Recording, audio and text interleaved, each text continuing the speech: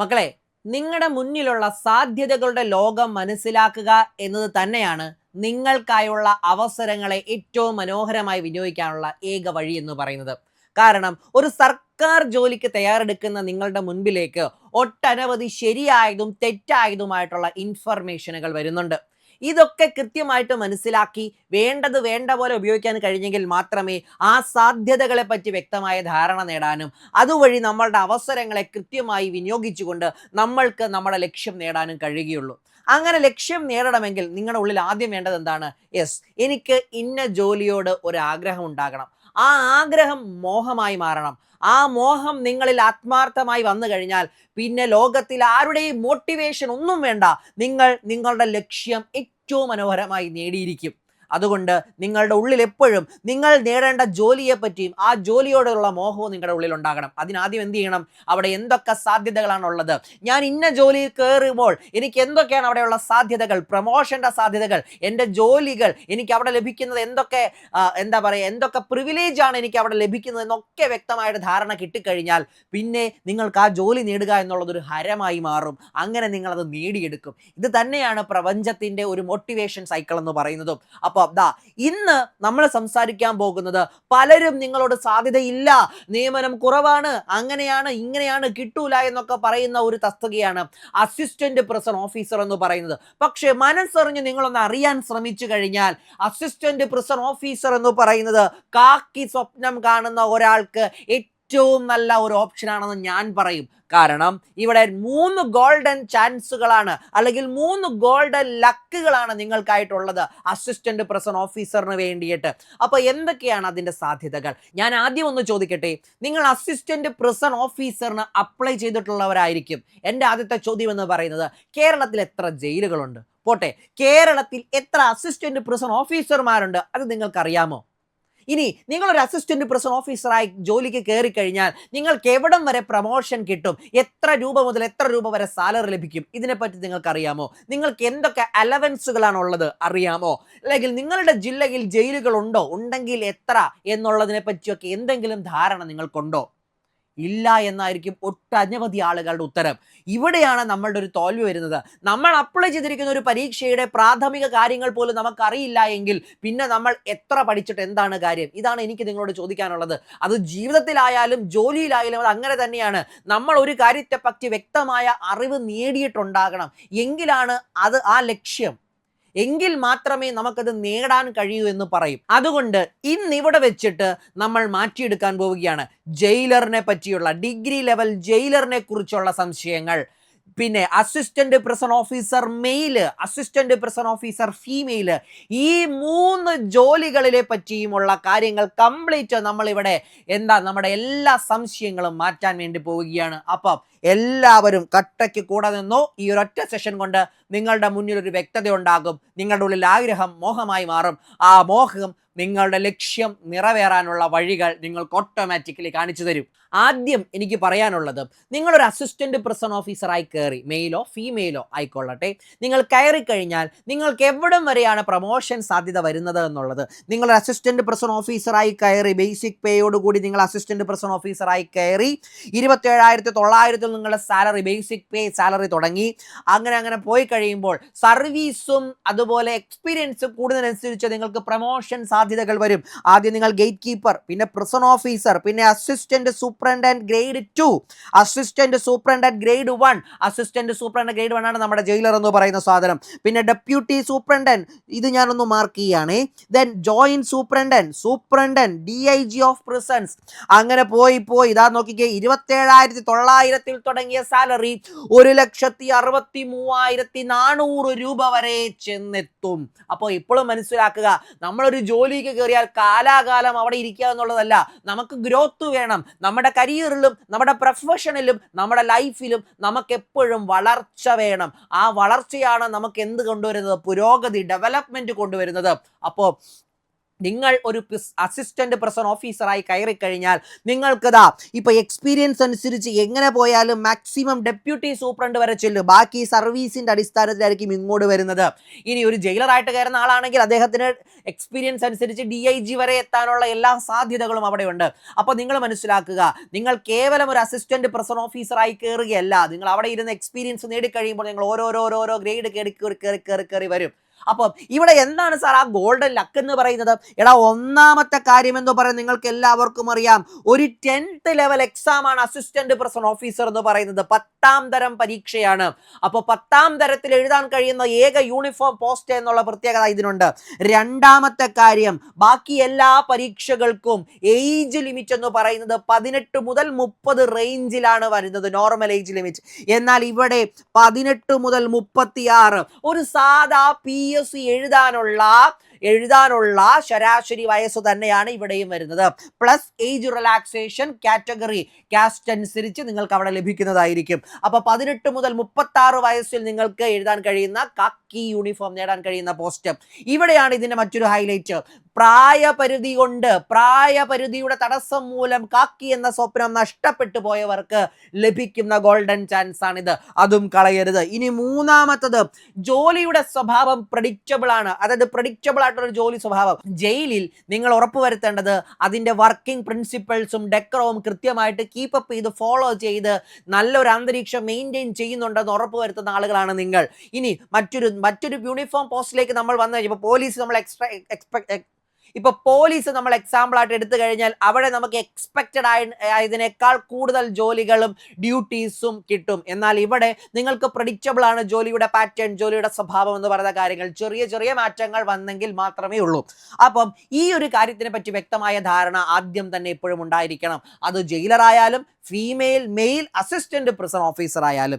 ഇനി എന്താണ് നിങ്ങളോടുള്ള അടുത്ത കാര്യം എന്ന് പറയുന്നത്? നിങ്ങൾ എഴുതാൻ പോകുന്ന ആ പരീക്ഷയെ സംബന്ധിച്ച് നിങ്ങൾ ആദ്യം അറിയേണ്ടത് കേരളത്തിൽ എത്ര ജയിലുകളുണ്ട് എന്ന് ഞാൻ നിങ്ങളോട് തുടക്കത്തിൽ ചോദിച്ചു. എടാ, 64 ജയിലുകൾ എവിടെയുണ്ട്? കേരളത്തിലുണ്ട്. കേരളത്തിൽ 64 ജയിലുകളുണ്ട്. 64 ജയിലുകളിലായി 1273 അസിസ്റ്റന്റ് പ്രിസൺ ഓഫീസർമാരുണ്ട്. ജയിലറും മറ്റും അത് മറ്റൊരു കണക്കിലാണ് വരുന്നത്. അത് പ്ലസ് ആണ്, ഇതിന്റെ അകത്ത് ഇൻക്ലൂഡഡ് അല്ല. അപ്പൊ ഇതാ നോക്കുക, 1273 അസിസ്റ്റന്റ് പ്രിസൺ ഓഫീസർമാരുണ്ട്. അപ്പൊ നോക്കുക, പലർക്കും ഇവിടെ ഒരു കൺഫ്യൂഷനാണ്. ജയിലിൽ പോകുക എന്ന് പറയുമ്പോൾ കൊടും കുറ്റവാളികളുമായി ഇടപഴകേണ്ടി വരും, അവരെ നിയന്ത്രിക്കാനൊക്കെ എന്നെ കൊണ്ട് പറ്റുമോ? നിങ്ങൾ ഇങ്ങനെയുള്ള അനാവശ്യ കൺഫ്യൂഷൻ ഒന്നും കൊണ്ടുവരണ്ട. നിങ്ങൾക്ക് അതിനുള്ള പ്രാക്ടീസും ട്രെയിനിങ്ങും എല്ലാം ലഭിക്കും. നിങ്ങൾ ചെയ്യേണ്ടത് ആ ഡെക്കോറം, ഒരു ജയിലിലെ നിങ്ങൾക്ക് ചെയ്യേണ്ട ചുമതലകൾ കൃത്യമായിട്ട് നിങ്ങൾക്ക് ആ ഒരു ജോലിയിലേക്ക് പ്രവേശിക്കുമ്പോൾ തന്നെ ഐഡിയ കിട്ടും. അത് കൃത്യമായി നടപ്പാക്കുക, അത് കൃത്യമായി ഫോളോ ചെയ്യുക എന്നുള്ളത് തന്നെയാണ്. അപ്പൊ ഇത് മറ്റൊരു വസ്തുതയാണ്. ഇനി സെൻട്രൽ പ്രിസൺ ആൻഡ് കറക്ഷൻ ഹോമിലേക്ക് വന്നാൽ നമുക്ക് 4 എണ്ണമാണുള്ളത്. 4 എണ്ണം. അത് ഏതൊക്കെയാണ്? തിരുവനന്തപുരം പൂജപ്പുരയിൽ, അവിടെയാണ് നമുക്ക് ആദ്യത്തെ സെൻട്രൽ പ്രിസൺ വരുന്നത്. ദാ നോക്കുക, തിരുവനന്തപുരം പൂജപ്പുരയിൽ 163 അസിസ്റ്റന്റ് പ്രിസൺ ഓഫീസർമാരാണ് അവിടെയുള്ളത്. പിന്നെ തൃശ്ശൂർ വിയൂര് 97, കണ്ണൂർ പള്ളിക്കുന്ന് 150, മലപ്പുറം തവനൂര് 90. അപ്പൊ ദാ നോക്കുക, 500. അങ്ങനെ നമ്മൾ നോക്കുമ്പോൾ 500 അസിസ്റ്റന്റ് പ്രിസൺ ഓഫീസർമാർ എവിടെ തന്നെയുണ്ട്? സെൻട്രൽ പ്രിസൺ ആൻഡ് കറക്ഷൻ ഹോംസിൽ തന്നെയുണ്ട്. അപ്പോ ഇതോടുകൂടി തീർന്നോന്ന് ചോദിച്ചാൽ ഒരിക്കലുമില്ല. ദാ വരുന്നു അടുത്തത്, open prison and correctional home for male prisoners. പുരുഷന്മാർക്കായുള്ള തുറന്ന കോടതി. എത്ര എണ്ണമുണ്ട്? 2 എണ്ണമുണ്ട്. എവിടെയൊക്കെയാണ്? നെട്ടുകാൽത്തേരി തിരുവനന്തപുരം, ചീമേനി കാസർഗോഡ്. നെട്ടുകാൽത്തേരിയിൽ 45 അസിസ്റ്റന്റ് പ്രിസൺ ഓഫീസർമാരും ചീമേനിയിൽ 25 അസിസ്റ്റന്റ് പ്രിസൺ ഓഫീസർമാരും. ഇത് കൂടാതെ തുറന്ന കോടതി സ്ത്രീകൾക്കുമുണ്ട്. Open prison and correctional homes for ladies അല്ലെങ്കിൽ ഫീമെയിൽ പ്രിസണേഴ്സ് എന്ന് പറയുന്നത് കേരളത്തിൽ ആകെ ഒരൊറ്റ ഒന്നേ ഉള്ളൂ. അതെവിടെയാണ്? തിരുവനന്തപുരം പൂജപ്പുരയിലാണ്. ഇനി ഇതാ, ഇപ്പോൾ ഈ അവസരങ്ങളെ പറ്റി നിങ്ങൾക്ക് പയ്യെ മനസ്സിലായി തുടങ്ങി. ഇനി നിങ്ങളുടെ മുമ്പിലുള്ള ലക്ഷ്യം എന്താണ്? കൃത്യമായി പഠനം മുമ്പോട്ട് കൊണ്ടുപോവുക എന്നത്. അതിനായി ഇതാ സൂപ്പർ നോട്ട്സിലൂടെ നിങ്ങൾക്കൊരു വലിയ അവസരം ലഭിക്കുകയാണ്. അപ്പൊ അതാ അടുത്തത് എന്ന് പറയുന്നത് ഹൈ സെക്യൂരിറ്റി പ്രിസൺ ആണ്, വിയൂര്. അവിടെ 31 അസിസ്റ്റന്റ് പ്രിസൺ ഓഫീസർമാരുണ്ട്. വ്യക്തമായിട്ട് നോട്ട് ചെയ്യുക. ഹൈ സെക്യൂരിറ്റി പ്രിസൺ ആണ് കേരളത്തിലെ ഏതെന്ന് പറയുന്നത് വിയ്യൂർ സെൻട്രൽ ജയിൽ എന്ന് പറയുന്നത്. അപ്പം അത് കൃത്യമായിട്ടൊന്ന് ഓർത്ത് വെച്ചോളുക. ദെൻ മറ്റൊന്ന് ബോർസ്റ്റൽ സ്കൂളാണ്. അതായത് 18 മുതൽ 21 വയസ്സ് വരെ കുറ്റകൃത്യം ചെയ്ത ആളുകൾ ഇവിടെയാണ് കാണുക. തൃക്കാക്കര എറണാകുളത്താണ് അതുള്ളത്.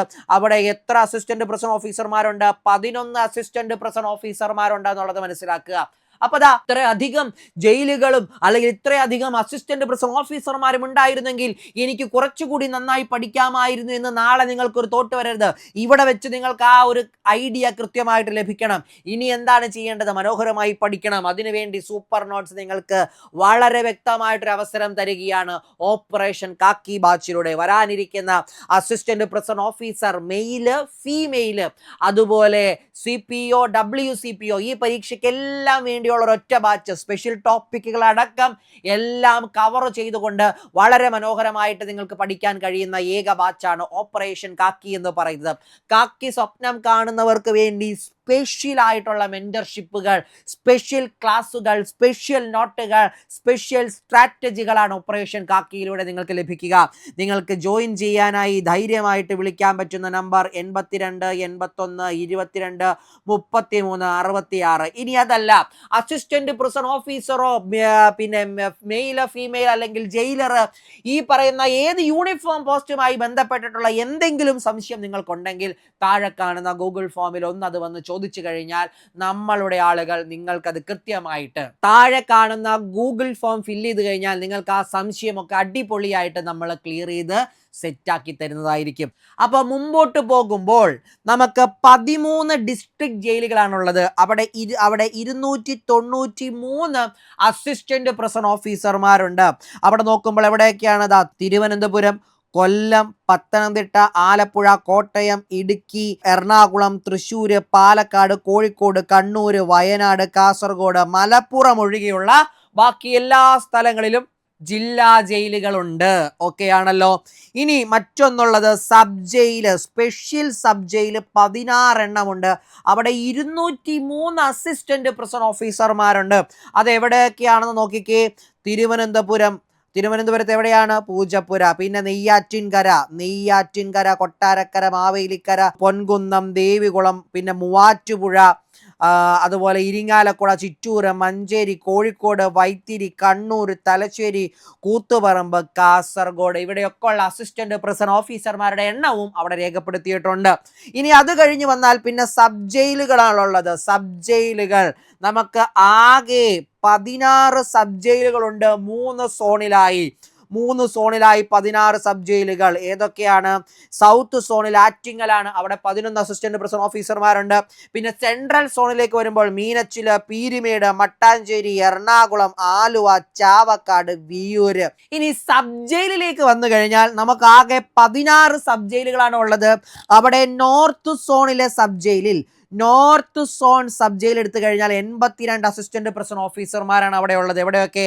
ആലത്തൂര്, ഒറ്റപ്പാലം, പെരിന്തൽമണ്ണ, പൊന്നാനി, കൊയിലാണ്ടി, വടകര, കണ്ണൂര്. ഇനി മറ്റൊന്നാണ് സബ് ജയിൽ സൗത്ത് സോണിലാണെങ്കിൽ അവിടെ 11 അസിസ്റ്റന്റ് പ്രിസൺ ഓഫീസർമാരുണ്ട്. ആറ്റിങ്ങലാണ് അതുള്ളത്. ഇനി സെൻട്രൽ സോണിലേക്ക് വരുന്നാൽ 72 അസിസ്റ്റന്റ് പ്രിസൺ ഓഫീസർമാരുണ്ട്. എവിടെയൊക്കെ?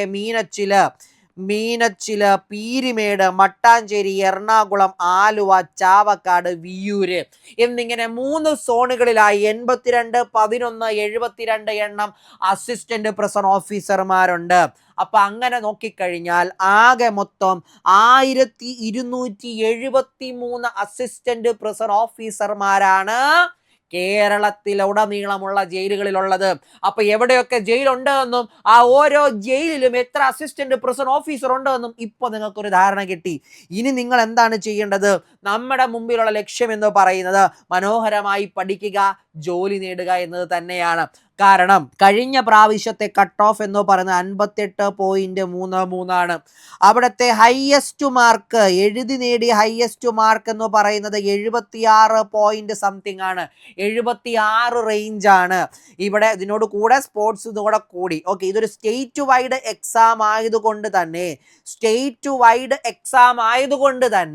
കട്ട് ഓഫ് ഈ രീതിയിൽ തന്നെ ആയിരിക്കും നിലനിൽക്കാൻ പോകുന്നത്. അതൊന്നാമത്തെ കാര്യം. ഇനി രണ്ടാമത്തെ കാര്യം മനസ്സിലാക്കേണ്ടത്, ഇങ്ങനെയൊക്കെ കട്ട് ഓഫ് ഇരിക്കെ എത്ര ആളുകൾക്കാണ് ഏറ്റവും അവസാനം നിയമനം പോയിരിക്കുന്നത് ചോദിച്ചു കഴിഞ്ഞാൽ, ഇതുവരെ ലിസ്റ്റിൽ നിന്നും 585 ആളുകളെ ജോലിയിലേക്ക് പ്രവേശിച്ചിട്ടുണ്ട്, അല്ലെങ്കിൽ അവർക്ക് അഡ്വൈസ് മെമ്മോ പോയിട്ടുണ്ട്. ഇനിയും അത് കൂടും, 1000 1200 റേഞ്ചിലേക്ക് ഇത് എത്തും എന്നുള്ളത് മറ്റൊരു പരമാർത്ഥം. അപ്പം നിങ്ങൾ മനസ്സിലാക്കിക്കേ, നിങ്ങൾ ചിന്തിച്ചു നോക്കുക, നിങ്ങൾ ജോലിക്ക് കയറാൻ പോകുന്ന ഈ പരീക്ഷ എന്ന് പറയുന്നത് നിങ്ങൾക്ക് എത്രമാത്രം പ്രാധാന്യമുള്ളതാണ് എന്നുള്ളത്. കാരണം ഇവിടെ സാലറിയോടൊപ്പം നിങ്ങൾക്ക് ലഭിക്കുന്ന മറ്റു സവിശേഷതകൾ ഉണ്ട്. എന്തൊക്കെയാണ് സവിശേഷതകൾ? അവിടുത്തെ അലവൻസ് കാര്യങ്ങൾ, ബേസിക് പേ കൂടാതെ അലവൻസും കാര്യങ്ങളൊക്കെ കിട്ടിക്കഴിയുമ്പോൾ 40,000 അപ്പുറത്തേക്ക് തുടക്കത്തിൽ തന്നെ നിങ്ങൾക്ക് സാലറി ലഭിക്കുന്ന ഒരു പരീക്ഷയാണ്. സാലറി ലഭിക്കുന്ന ഒരു ജോലി തന്നെയാണ് അസിസ്റ്റന്റ് പ്രസന്റ് ഓഫീസർ എന്ന് പറയുന്നത്. നോക്കുക, നമ്മുടെ ഒരു ബുദ്ധിമോശം കൊണ്ട്, നമ്മൾ എഫേർട്ട് ഇടാത്തത് കൊണ്ട് ഒരിക്കലും അത് നമ്മുടെ കയ്യിൽ നിന്ന് നഷ്ടപ്പെടാൻ പാടില്ല. ഇനി മറ്റൊരു കാര്യം കൂടെ നോക്കിക്കോളാം. പ്രിസൺ പോപ്പുലേഷൻ എന്ന് പറയുന്നത്, കേരളത്തിലെ ഈ എല്ലാ പ്രിസണും കൂടെ എടുത്തു കഴിഞ്ഞാൽ 10,053 എന്ത് പ്രിസണേഴ്സിന്റെ എണ്ണം. അതിൽ മെയിൽ 9,802, ഫീമെയിൽ 2,251. അപ്പം ഇതാണ് റേഷ്യോ എന്ന് പറയുന്നത്. ഇങ്ങനെ നോക്കിക്കഴിഞ്ഞാൽ ഈ കണക്ക് വെച്ച് ഒരാൾക്ക് അല്ലെങ്കിൽ ഒരു അസിസ്റ്റന്റ് പ്രിസൺ ഓഫീസറിന് കിട്ടുന്നത് 5 മുതൽ 6 തടവുകാരെ നോക്കുക എന്ന ഉത്തരവാദിത്തമാണ്. അപ്പോൾ അങ്ങനെ നോക്കിയാലും ലാഘവത്തോടു കൂടി നിങ്ങൾക്ക് ചെയ്യാൻ കഴിയുന്ന ജോലി തന്നെയാണ് അസിസ്റ്റന്റ് പ്രിസൺ ഓഫീസർ എന്ന് പറയുന്നത്. അപ്പോൾ കൃത്യമായ സ്ട്രാറ്റജിയോടുകൂടി, കൃത്യമായ പ്ലാനോടുകൂടി നിങ്ങൾ ഈ പരീക്ഷയ്ക്ക് തയ്യാറെടുത്ത് കഴിഞ്ഞാൽ നിങ്ങൾക്ക് ബാക്കിയുള്ള കക്കി യൂണിഫോമുകളെക്കാൾ ഏറ്റവും മനോഹരമായിട്ട്, സ്ട്രെസ് ഇല്ലാതെ, പ്രഡിക്റ്റബിൾ ആയ ഒരു പാറ്റേണോട് കൂടി നിങ്ങൾക്ക് ജോലി ചെയ്യാനും നിങ്ങളുടെ ലക്ഷ്യം നേടാനും കഴിയുന്ന ഒരു പരീക്ഷ തന്നെയാണ് അസിസ്റ്റന്റ് പ്രസന്റ് ഓഫീസർ എന്ന് പറയുന്നത്. ഈ അസിസ്റ്റന്റ് പ്രസന്റ് ഓഫീസർ, പിന്നെ വുമൺ, അതുപോലെ ഫീമെയിൽ ആൻഡ് ഫീമെയിൽ, അതുപോലെ CPO മെൻ ആൻഡ് വുമൺ, ഈ പരീക്ഷകൾക്കെല്ലാം വേണ്ടിയുള്ള സൂപ്പർ നോട്ട്സിന്റെ ഒറ്റ ബാച്ചാണ് ഓപ്പറേഷൻ കാക്കി എന്ന് പറയുന്നത്. ആ ബാച്ചിലേക്ക് നിങ്ങൾക്ക് മനോഹരമായി ജോയിൻ ചെയ്തുകൊണ്ട് വരാനിരിക്കുന്ന കാക്കി യൂണിഫോം പരീക്ഷ അടിപൊളിയായിട്ട് നേടിയെടുക്കാം. അപ്പോൾ ധൈര്യമായിട്ട് വിളിച്ചോ 8281223366 എന്ന് പറയുന്ന നമ്പറിലേക്ക്. അതുമാത്രമല്ല, എന്തെങ്കിലും തരത്തിലൊരു സംശയം നിങ്ങൾക്ക് കാക്കി യൂണിഫോമുമായി ബന്ധപ്പെട്ടിട്ടുണ്ടെങ്കിൽ, ആ ജോബുമായി ബന്ധപ്പെട്ടിട്ടുണ്ടെങ്കിൽ, നിങ്ങൾക്ക് താഴെ കാണുന്ന കമന്റ് ബോക്സിൽ ഫസ്റ്റ് പിൻ ചെയ്തിരിക്കുന്ന ഗൂഗിൾ ഫോമിലൂടെ നമ്മളോട് ചോദിക്കാം. ഏത് സംശയവും നമുക്കിവിടെ റെക്ടിഫൈ ചെയ്ത് മനോഹരമായി പഠിച്ച് ജോലി നേടാൻ നമ്മളെ കൊണ്ട് സാധിക്കും എന്നുള്ള കാര്യം മനസ്സിലാക്കുക. ഒരേ ഒരു കാര്യം പറഞ്ഞുകൊണ്ട് നിർത്താം. The only way to do great things is to love what you do. നിങ്ങൾ ചെയ്യുന്നതിന് ഇഷ്ടപ്പെടുക എന്നത് മാത്രമാണ് നിങ്ങൾക്ക് വലിയ കാര്യങ്ങൾ ചെയ്യാനുള്ള ഏക വഴി എന്ന് പറയുന്നത്. അപ്പോൾ പഠനമായാലും, അത് ജീവിതത്തിലായാലും പഠനത്തിലായാലും, നിങ്ങൾ ചെയ്യുന്ന കാര്യത്തോട് നിങ്ങൾ കാണിക്കുന്ന ഇഷ്ടം അല്ലെങ്കിൽ ആത്മാർത്ഥതയാണ് അതിൻ്റെ റിസൾട്ട് ഡിസൈഡ് ചെയ്യുന്നത്. അതുകൊണ്ട് നമ്മളുടെ മുമ്പിൽ നമുക്ക് തിരിച്ചു കിട്ടാത്തതായി ഒന്നേ ഉള്ളൂ, സമയം. ആ സമയം കൃത്യമായി ഉപയോഗിക്കാൻ എല്ലാവർക്കും കഴിയണം. അങ്ങനെ എല്ലാവർക്കും ഏറ്റവും മനോഹരമായി അവരുടെ ലക്ഷ്യങ്ങൾ നേടാൻ കഴിയട്ടെ എന്ന് ആശംസിച്ചുകൊണ്ട് വിടവാങ്ങട്ടെ. വീണ്ടും കാണാം. Till then take care. Bye bye.